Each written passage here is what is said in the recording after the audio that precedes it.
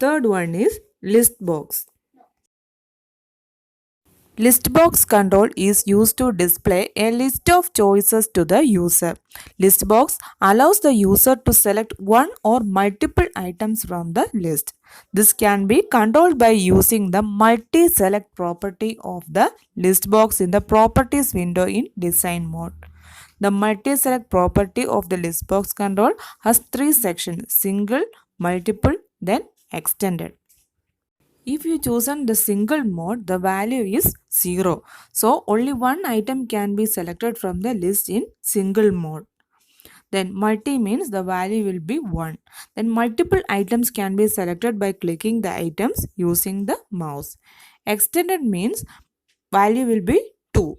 Then multiple items can be selected continuously or randomly. Shift key is used to select the contiguous items, and control key is used to select the random items from the list. So, list box allows the user to select one or multiple items from the list. Then list count property of the list box will give the number of items in the list. Then selected property of the list box is used to determine whether an item is chosen by the user or not. The fourth one is combo box. Combo box controls combine the features of a text box and list box. This control allows the user to select an item either by typing the text in the combo box or by selecting it from the list.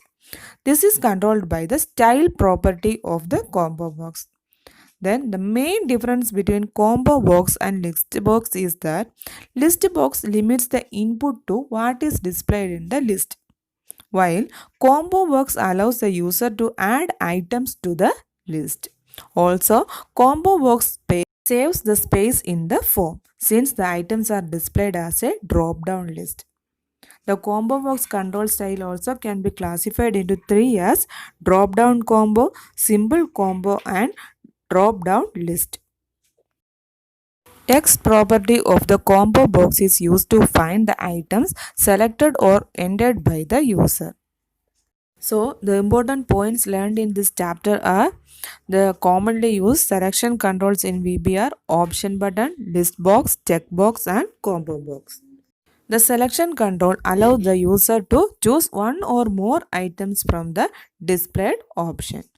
Then, option buttons are used to select one option from a number of mutually exclusive choices. We can choose multiple options using checkbox control. Then we learned about frame control. It acts as a container to hold a group of controls in the VB form. Then we learned about the value property. Value property is used to find out whether an option button or a checkbox was chosen by the user. Then we learned list box. It allows the user to select one or multiple items from the list. Then next one is combo box. It allows the user to select an item either by typing into the combo box or by selecting it from the list. We can add items to the list box and combo box in runtime using the add item method. Then in combo box, text property of the combo box is used to find the item selected or entered by the user. Thank you, children.